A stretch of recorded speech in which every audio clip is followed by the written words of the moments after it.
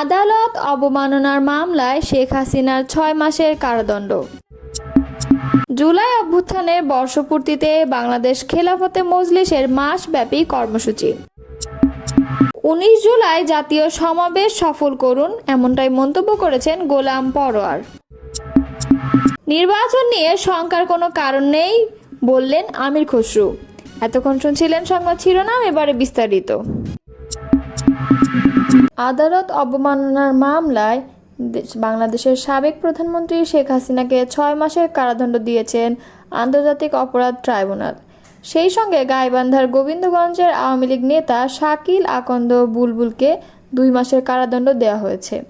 বিচারপতি মোহাম্মদ গোলাম মর্তুজা মজুমদারের নেতৃত্বাধীন 3 সদস্যের আন্তর্জাতিক অপরাধ ট্রাইব্যুনাল বুধবার এই রায় দেন।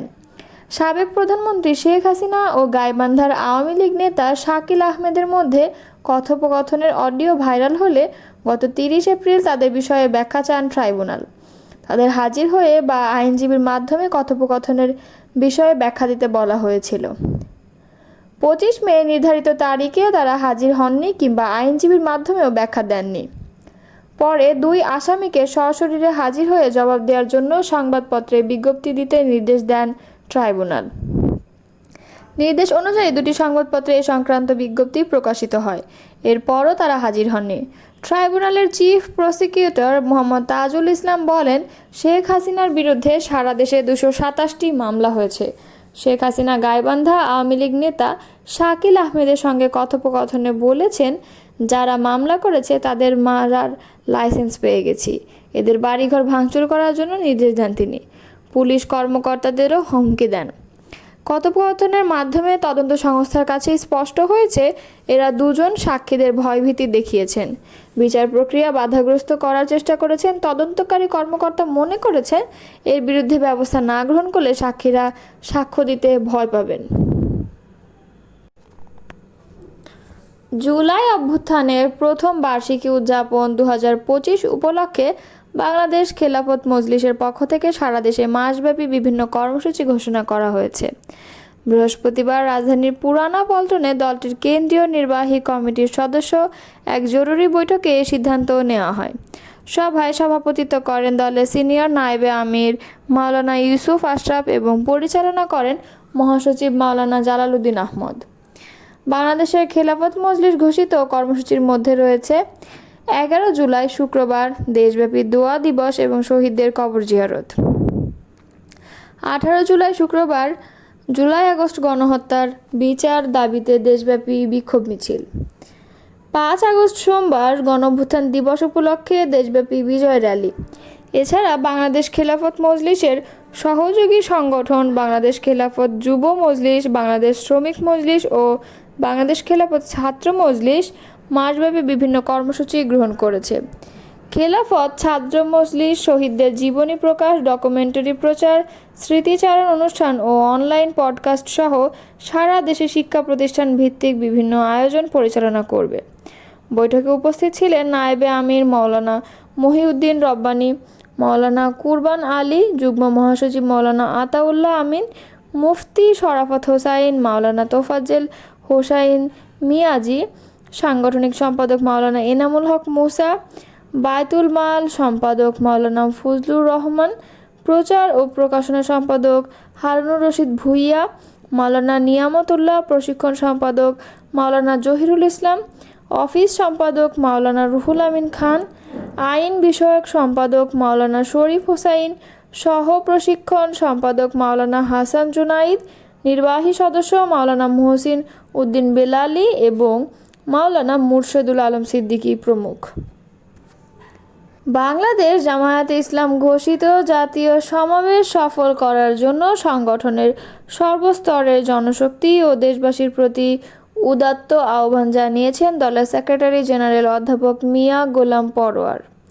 তিনি বলেন, বাংলাদেশ জামায়াতে ইসলামী ঘোষিত 7 দফা আদায়ের মাধ্যমেই ছাত্র জনতার অভ্যুত্থানের সফলতা অর্জন করতে হবে।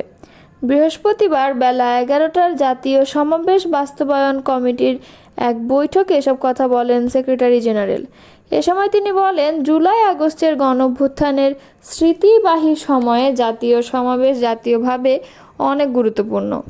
রক্তের বিনিময়ে স্বৈরাচারের কবল থেকে দেশকে মুক্ত করার পর অভ্যুত্থানের মূল উদ্দেশ্য বাস্তবায়নের লক্ষ্যে জামায়াতে ইসলাম জাতীয় সমাবেশের আয়োজন করেছে। আসন্ন জাতীয় সমাবেশ সফল করার জন্য সংগঠনের সর্বস্তরের জনশক্তি ও দেশবাসীর প্রতি উদাত্ত আহ্বান জানান তিনি।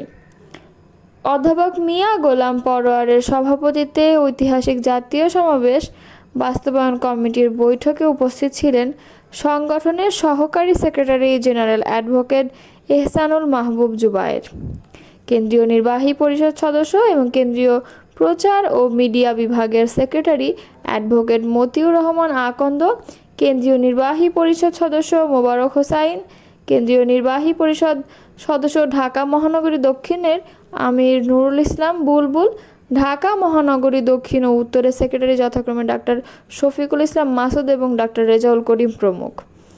এ সময় 7 দফা দাবি আদায়ের লক্ষ্যে আগামী 19 জুলাই দুপুর 2টায় রাজধানী ঢাকার সোহরাওয়ার্দী উদ্যানে জাতীয় ঐতিহাসিক সমাবেশ সফল করে তোলার লক্ষ্যে প্রয়োজনীয় প্রস্তুতির বিভিন্ন দিক নিয়ে আলোচনা করা হয়।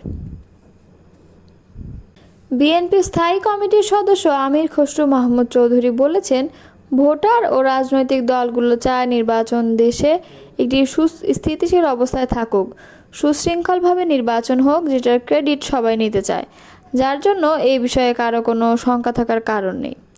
বৃহস্পতিবার বিকেলে রাজধানীর গুলশানে বিএনপি চেয়ারপারসনের রাজনৈতিক কার্যালয়ে আসেন বাংলাদেশে নিযুক্ত Australian high commissioner Susan Ryle.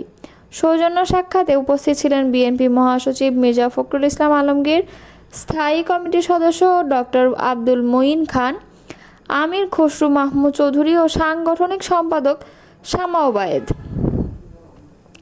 এরপর বৈঠকের বিষয়ে সাংবাদিকদের সঙ্গে কথা বলেন আমির খসরু। নির্বাচনের রোডম্যাপ ও নির্বাচন নিয়ে শঙ্কার কোনো জায়গা আছে কিনা জানতে চাইলে তিনি বলেন, শঙ্কার জায়গা কিছু নেই। একটি জিনিস বুঝতে হবে, বাংলাদেশে নিরপেক্ষ সরকারের অধীনে যখনই নির্বাচন হয়েছে, নির্বাচনের পরিবেশ ভালো ছিল। বিগত দিনগুলোতে আপনারা দেখেছেন। এটা কিন্তু রাজনৈতিক দলগুলো সবচেয়ে বেশি চায়, স্থিতিশীলতা রক্ষা করতে চায়, আর ভোটাররা সবচেয়ে বেশি স্থিতিশীলতা রক্ষা করতে চায়। সুতরাং পুলিশ আর আইন শৃঙ্খলা বাহিনীর বাইরে বাংলাদেশের রাজনৈতিক ক্ষেত্রটা এমন যে ভোটাররা এবং রাজনৈতিক দলগুলো চায় একটি স্থিতিশীল অবস্থা থাকুক। সংস্কার বিষয়ে আমির খসরু বলেন, সংস্কারের উদ্যোক্তা হচ্ছে বিএনপি, এখন থেকে নয়, অনেক আগে থেকেই। বাংলাদেশের সব সংস্কারের উদ্যোক্তা হচ্ছে বিএনপি, সুতরাং এবারও তাই হয়েছে। আমাদের ভিশন 2030 থেকে শুরু করে 27 দফা, 31 দফা, এটা